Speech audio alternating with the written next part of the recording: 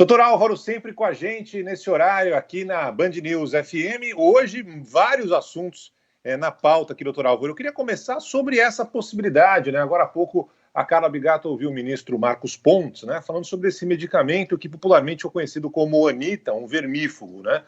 Mesmo sem apresentar os estudos, né, o ministro garantindo que se trata de um remédio eficaz. Você tem alguma informação específica sobre esse medicamento? Já viu ele sendo usado na prática? Bom dia, doutor Álvaro. Bom dia, Barão. Bom dia, Carla. Bom dia a todos os ouvintes da Band News. A questão é o seguinte, Barão. Quando a gente começou a estudar as drogas para a Covid, várias drogas foram repropostas, ou seja, já tinham sido utilizadas em outras doenças, e se avaliou in vitro, lá dentro do laboratório, se essas drogas tinham uma ação contra o vírus da Covid-19, o SARS-CoV-2. E se viu que in vitro tinha alguma ação, um conjunto grande de drogas. E uma dessas drogas era a ivermectina, que realmente é um antiparasitário. Mas daí, você dizer que uma droga tem ação in vitro para que ela funcione em pessoas, para que ela realmente diminua a mortalidade, taxa de internação, são outros 500. Então, na verdade, a gente precisa ver esse estudo publicado, entender como foi desenhado essa publicação, se testou o paciente, se avaliou mortalidade, se avaliou desfecho de gravidade, para a gente realmente concluir alguma coisa.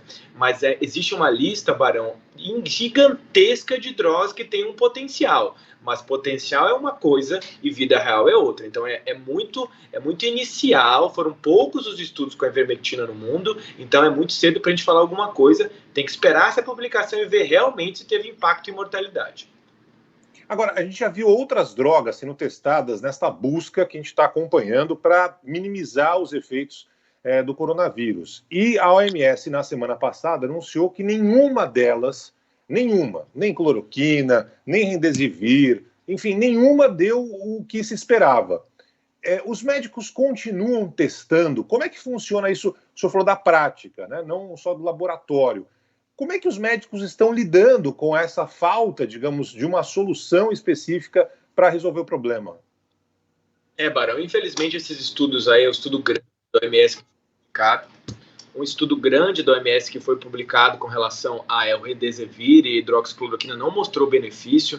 Então, na prática, a gente tem utilizado estratégias que não sejam os antivirais. A gente tem estratégias de ventilação, de UTI, do uso do corticoide, que é a única ferramenta de droga que tem evidência para a Covid. Então, a gente tem evitado realmente utilizar drogas sem benefício, só se for dentro de um estudo onde está se testando uma nova tecnologia, uma nova intervenção, que a gente tem utilizado essas novas drogas.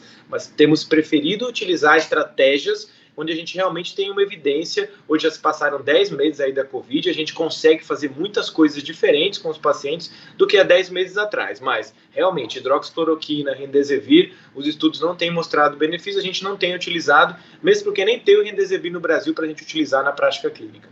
Sabe que eu conversei com o ministro agora e eu perguntei para ele porque ele se mostrou um tanto ansioso, sabe, para dar uma boa notícia, para trazer informação de que a cura está mais próxima, de que é possível rebater esses sintomas e as sequelas também com os medicamentos. E aí eu perguntei para ele, doutor e Barão, a respeito das pressões, né, que ele deve sofrer, além da própria ansiedade de querer ajudar, de querer colaborar, se o governo federal ele tem pressionado de alguma forma para que ele traga, né, essas boas notícias. Ele disse que sim, que até o presidente da República liga para ele, vez por outra, para perguntar, e aí, como é que estão as coisas? E que talvez isso tenha feito com que ele tenha dado uma informação errada, doutor, lá em abril, dizendo que em meados de maio ele já teria, né, o resultado de muitos desses estudos, incluindo os estudos com os vermífugos. Mas aí na entrevista, o doutor disse o seguinte, o ministro, 15 protocolos para o desenvolvimento de uma vacina nacional já estão registrados e é possível que a gente tenha uma vacina brasileira no segundo semestre de 2021.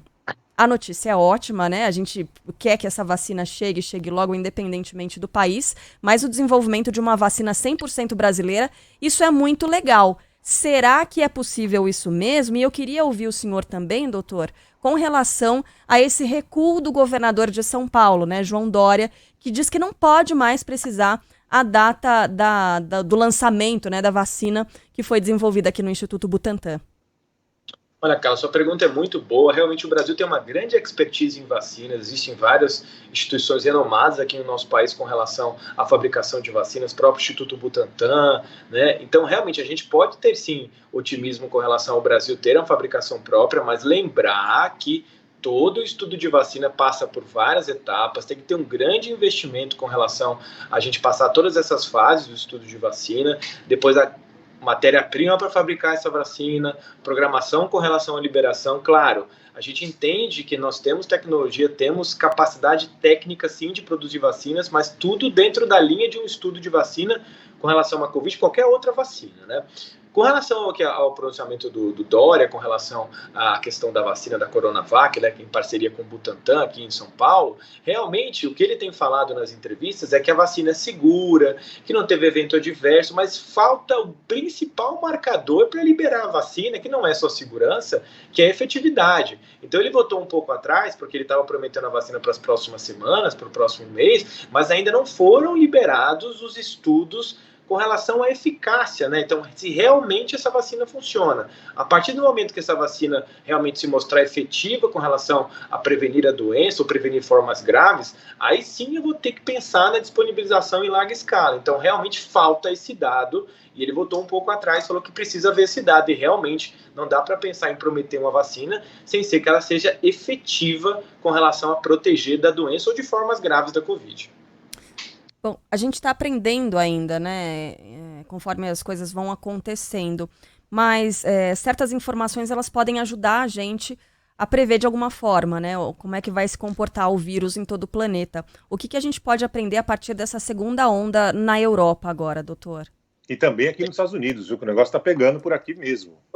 Pois é, Barão, cara, Estados Unidos e Europa, a gente está vendo mesmo esse aumento crescente de casos. É para entender como essa flexibilização tem que ser vista de uma forma bastante tranquila e a gente já pensar na possibilidade, porque é um termômetro para a gente isso, né, o que está acontecendo em outros países do mundo. Assim como a gente olhava no começo da pandemia lá na Itália, na China, e a gente achava, poxa vida, isso aqui pode chegar no Brasil, a gente realmente tem que trabalhar essa questão da retomada com tranquilidade, continuar incentivando a população ao uso de máscaras, a distanciamento. A gente está realmente vendo várias situações inadequadas acontecendo aqui no país, que nem saiu da primeira leva de casos, né? Então, realmente isso serve de lição para que a gente continue utilizando, não achar que a doença acabou e realmente o vírus ainda circula. Essa questão de vinculada à transmissão a festas, a aglomerações, está cada vez mais claro na literatura, né, nos estudos, que são locais críticos para a transmissão da doença. Então a população tem que estar bem alerta de que máscara ainda é importante,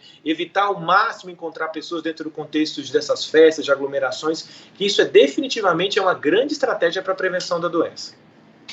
Doutor, nos últimos dias a gente está acompanhando um debate, né, envolvendo principalmente uma questão, não sei se é política, se é uma decisão pessoal das pessoas, porque imagina assim, no meio de uma pandemia, o que todo mundo deveria querer é tomar vacina para ontem. Aqui em Nova York, por exemplo, já anunciaram um cronograma de como vai funcionar assim que a primeira vacina for liberada. O primeiro grupo vai ser aquele grupo de risco, médicos, enfermeiros, depois o pessoal da terceira idade, depois bombeiros, policiais, que também tratam com o público, e só depois as pessoas em boas condições de saúde é que vão receber a dose da vacina. Está tudo já esclarecido, como vai funcionar para e passo esse esquema, né? No Brasil, há uma discussão nesse momento das pessoas que simplesmente não querem tomar a vacina. Não querem tomar. Né? E aí houve uma decisão de não poder tomar, cada um escolheu o que bem quiser fazer da vida. Eu queria entender primeiro, né, qual é o efeito que quem não tomou a vacina pode ter em cima daquele que tomou a vacina. Se há algum efeito que pode tirar, sei lá, ou a pessoa que tomou a vacina está imunizada e ponto final. Enfim, queria que o senhor falasse um pouco sobre essa situação que a gente está acompanhando numa discussão que virou política agora em muitos casos no Brasil. Bem lembrado, viu, Barão? A questão do movimento anti-vacina no mundo ele um movimento que já existe antes da questão da Covid-19. Existem pessoas que não acreditam em vacinas, não querem tomar, entendem que as vacinas têm eventos adversos graves, que a gente sabe que não é verdade, né?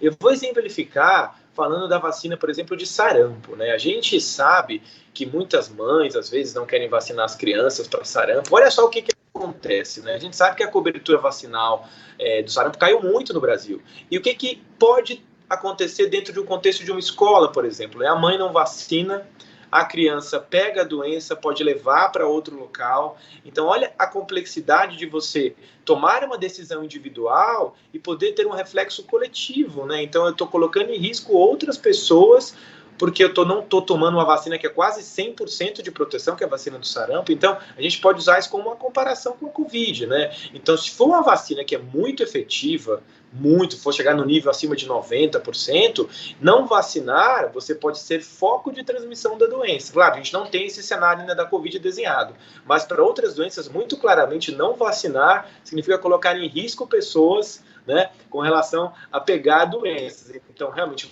vacina funciona, vacina mudou a história da medicina para várias doenças, e as vacinas que já têm desenvolvidas são seguras, não tem essa gravidade que as pessoas no movimento antivacina colocam. Então, a gente precisa cada vez mais estimular. Temos um excelente calendário vacinal no Brasil, um dos melhores calendários vacinais do mundo, e vamos torcer para que essa vacina da Covid chegue no nível muito alto de eficácia com relação à prevenção, e que as pessoas esqueçam um pouco esses mitos de vacinas, né?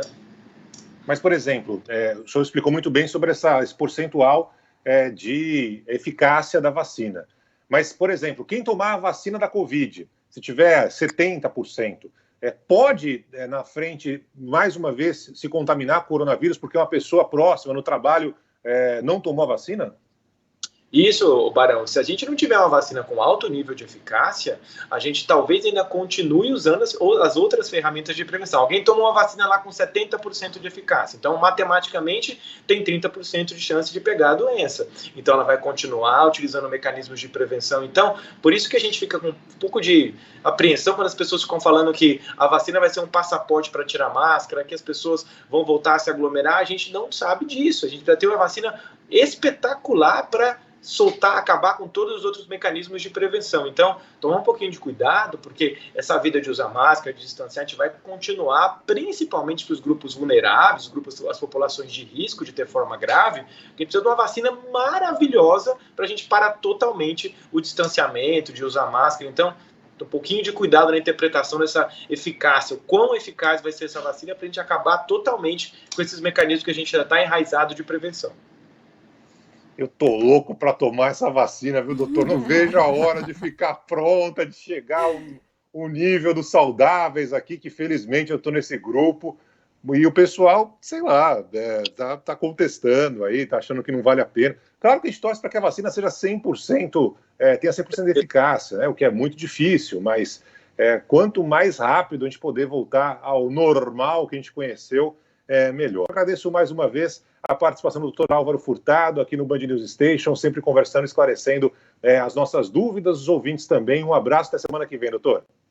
Abraço, Barão. Abraço, Carla. Abração.